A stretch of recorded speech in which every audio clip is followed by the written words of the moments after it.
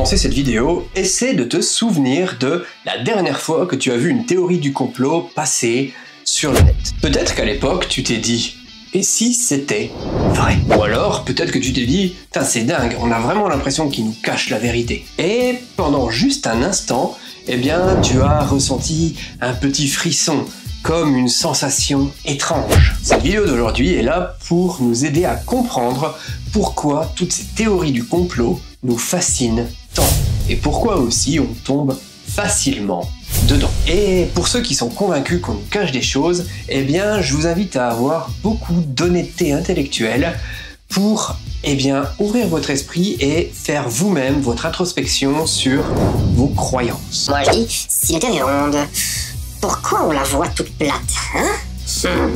Et salut à tous, j'espère que vous avez la pêche. Bienvenue dans cette vidéo sur la psychologie derrière les théories du complot. On va faire le point avec tout ça. Alors je n'estime pas être la personne la plus au fait de psychologie, mais en tout cas j'ai fait quelques recherches pour vous et j'espère que cette vidéo vous plaira. La psychologie derrière les théories du complot, c'est parti! Et avant tout, je vous invite à liker la vidéo et à vous abonner. N'oubliez pas aussi d'activer la petite cloche pour ne louper aucun autre épisode.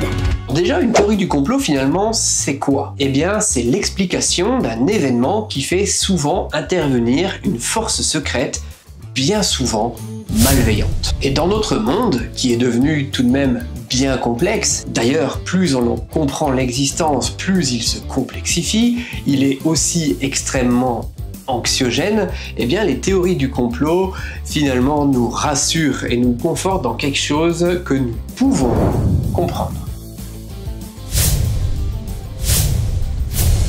Face à des incertitudes, notre cerveau adore les raccourcis. Une seule explication, un seul coupable, finalement c'est beaucoup plus digeste pour notre cerveau que un rapport de 300 pages écrit par quelqu'un qu'on ne connaît pas dans un charabia scientifique qu'on ne maîtrise pas. Le besoin d'ordre et de certitude.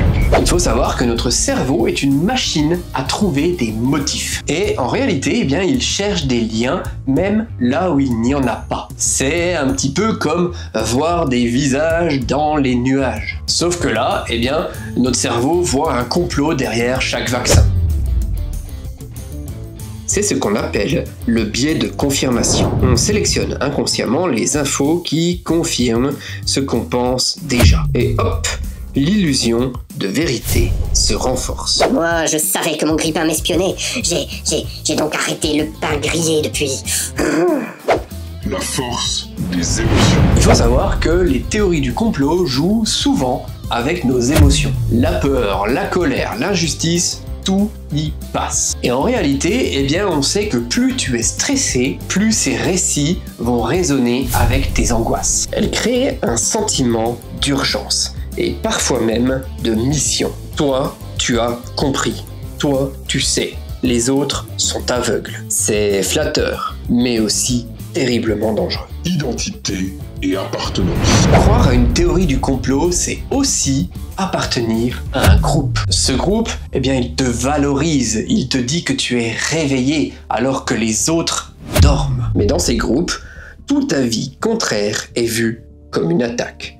Alors, peu à peu, la pensée critique disparaît et tu tournes en rond dans une bulle. Dis-moi, ça me fait penser un petit peu à une vidéo sur les sectes qu'on a fait. Je sais pas si vous êtes allé la voir, mais sincèrement, une fois cette vidéo terminée, n'hésitez pas à aller la checker. Elle est vraiment importante. Pensez critiquement. Alors dites-moi, comment vous pensez qu'on peut résister à ces récits séduisants? Et en tout cas, comment on peut faire le check pour être sûr de ne pas tomber dans des théories du complot et de ne pas se faire manipuler? La première des choses, eh bien, c'est de questionner la source. Est-ce que c'est quelqu'un de fiable qui connaît le sujet ou est-ce que c'est Jean-René Jardinier qui nous parle de virologie? La deuxième question, c'est pourquoi il parle? Est-ce que c'est pour nous manipuler et nous faire entendre raison sur sa vérité ou est-ce que c'est quelqu'un qui a peut-être des intérêts à nous manipuler? Et un troisième point qu'on va se poser, c'est est-ce qu'il existe d'autres sources fiables qui confirment les dires? Sur Internet, eh bien, c'est ultra important de checker les sources qui sont normalement cités. Dans la majorité de nos vidéos sur la chaîne, on essaye à chaque fois de vous citer les sources, même si ça nous prend beaucoup de temps et on sait que très peu d'entre vous vont les voir. Ça arrive malheureusement quelquefois qu'on oublie de les mettre dans les descriptions, mais eh bien la majorité du temps, c'est très important d'aller checker. Un autre élément important pour ne pas se faire avoir, c'est en reconnaissant nos propres biais. Et enfin, en développant notre culture scientifique et notre esprit critique. L'éducation, c'est notre meilleur vaccin contre les fausses vérités. Pour conclure sur ce sujet, eh bien les théories du complot, c'est normal qu'elles existent. Elles ne sont là que en réponse à notre besoin de sens et de contrôle. Elles sont là aussi pour répondre à notre besoin d'appartenance. Peu à peu, eh bien, elles remplacent la vérité et deviennent dangereuses. Et sincèrement, je pense qu'il ne faut pas se moquer des gens qui croient en des théories du complot qui sont parfois même très farfelues. Il ne faut pas se moquer puisque, eh bien, elles ne correspondent qu'à un manque d'éducation, à un manque de connaissances scientifiques, et peut-être qu'elles sont arrivées dans la vie de ces personnes à un moment où elles étaient terriblement faibles. Pas dans un sens péjoratif, mais peut-être que les personnes ont subi un burn-out et qu'elles ont été emprisonnées dans des théories farfelues. Et pour en sortir, je peux vous dire que c'est une véritable bataille psychologique. Encore une fois, je suis pas psychologue et j'ai pas la prétention de détenir la vérité absolue sur comment faire pour s'en sortir, mais si tu n'es pas sûr, et si tu as peur d'être tombé dans des théories complotistes ou encore même dans une secte comme on l'a vu la semaine dernière, eh bien n'hésite pas à consulter un médecin psychologue. C'est peut-être ce qu'il y a de mieux à faire pour éviter,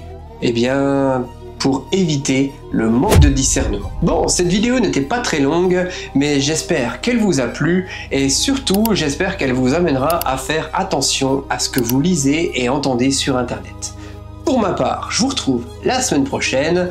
Je vous souhaite de bonnes vacances pour ceux qui sont en vacances. C'était le Chat Perché. Allez, ciao!